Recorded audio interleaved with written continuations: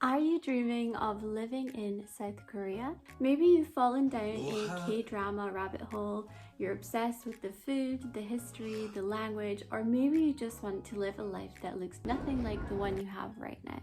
Well, what if I told you you could actually move there, get a good salary, have your rent covered, and do all of this without having a teaching degree or any classroom experience? I'm Ishbel, co-founder of Tefl, and I've spent the last few years helping people just like you get qualified to teach English abroad. South Korea is one of the most popular destinations we get asked about, and honestly, for good reason. In this video, I'm going to break down everything you actually need to know: the visa, the salary, the requirements, the EPIK program, and what daily life really looks like as an English teacher in Korea. So if you've been considering this, stick around because by the end of this video, you'll know exactly whether this is the right move for you. Let's start with the obvious question: why Korea? South Korea has one of the most established English teaching industries in the world. The demand for native and near-native English speakers is genuinely huge. English education is taken incredibly seriously there, both in public schools and private academies, which actually works massively in your favour as someone looking to move there. Beyond the job market, Korea is just an incredible place to live. Seoul is one of the most modern, well-connected cities in Asia. Public transport is outstanding. The food scene is unreal. You got ancient temples sitting right next to neon-lit streets. You can ski in the winter, hike in spring, and eat your way through every neighborhood year-round. And the cost of living, especially when you factor in that most teaching positions include free accommodation. This means that you can actually save money while you're there. And that's not something that you can say about a lot of countries. So first up, let's talk about EPIK, because this is the program that most people have heard about and it's a great starting point. So EPIK stands for English Program in Korea. It's a government-run scheme that places native English speakers in public schools across South Korea. It's one of the most well-organized and well-supported teaching placements you'll find anywhere in the world. So what does EPIK actually involve? You'll be placed in a Korean public school, either primary, middle, or high school level. As a native English speaker, or NET, you'll be co-teaching alongside a Korean English teacher, which is genuinely great if you're new to teaching because you'll never just throw it in front of a class all alone on the first day. The program runs in 2 intakes per year. One start in late February and one in late August. So there are 2 windows to apply each year. So let's take a look at the benefits. This is where it gets really good. EPIK offers a monthly salary of roughly 2 to 2.7 million Korean won. That's approximately 1,300 to 1,800 USD per month, depending on your qualifications and experience. It goes up the longer that you stay. Next, free housing. They provide you with a furnished apartment or a housing allowance if you want to sort out your own place. They provide flight reimbursement. They'll cover all the costs of the flights. Health insurance is included, severance pay. So if you complete your 12-month contract, you receive 1 month's extra salary as a bonus, as well as paid vacation, around 18 to 20 days of paid leave on top of Korean public holidays. When you actually add all of that up, the total package is genuinely generous, especially for a first-time teacher who's never lived abroad before. So where will you actually be placed? There is something worth knowing going in. EPIK places you based on availability, not always preference. So you can express a preference for a city or region, and Seoul is obviously the most popular one for good reasons. Many teachers end up in smaller cities or rural areas, and honestly a lot of them say that ends up being the best part of the experience. You get more of an authentic feel, the local side of Korea that you don't see as a tourist. Let's get into what you actually need to apply to this program. A lot of people worry about these kind of things, but I'm going to walk you through step by step each requirement. So let's go. To apply for the EPIK program, you need a passport from an eligible country. EPIK accepts citizens from the UK, USA, Canada, Australia, New Zealand, Ireland, and South Africa. If you're watching this and you're from one of those countries, good news, you're already one step ahead. Next, you need a bachelor's degree in any subject. You don't need a degree in English or education, however, of course, that is a plus.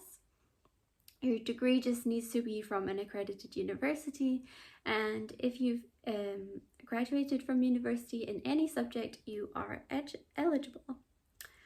Next, you need a Tefl certificate. This is where I come in. EPIK requires a minimum of 100 hours of Tefl training, and your Tefl certificate needs to come from an accredited provider. Our 120-hour course at GoTefl meets that requirement exactly. It's fully accredited and something you can complete online from home. I'll put the link in the description if you're interested. You'll need an enhanced background check from your home country, and if you're not sure what this is, I didn't know what this is when I applied to teach in Thailand. In the UK, that's a DBS check. You can Google it. It's something that the police provide just to prove that you don't have any criminal convictions. Next, you need a health check. You'll need to pass a basic medical examination once you're in the process, and that's genuinely it. No teaching experience required, no CELTA required, a degree, a Tefl certificate, a clean record, and you're eligible to apply. EPIK isn't the only route to teaching English in Korea. There is another huge sector, and that is Hagwons or Hagwons. Hagwon is a private for-profit tutoring academy. They're everywhere in Korea, on basically every street in every city. They run after school hours and in the evenings, focusing on English, math, science, music, you name it. English Hagwons are some of the most common, and they hire foreign teachers directly year-round. Some pros of Hagwons are that you can apply anytime, not just twice a year like EPIK. Salaries can sometimes be higher, especially in Seoul. You often have more autonomy over your teaching style, and many provide accommodation too. Some of the drawbacks include the hours, which can be longer and a little bit more intense. You might be working evenings and Saturdays. Quality varies a lot between schools, so some are really, really great and some are a little bit more chaotic. It really depends on the individual Hagwon. So let's talk about what the day-to-day life might look like as an English teacher in South Korea. Your working day.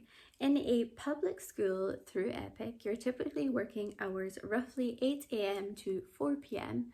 So you'll teach a set number of classes per day, and the rest of the time is prep and admin. Because you're a co-teacher, you have support all around you, and the workload is generally manageable, especially once you find a rhythm. In Hagwons, hours are typically afternoon and evening, maybe 1 to 9 p.m. or 2 till 10 p.m.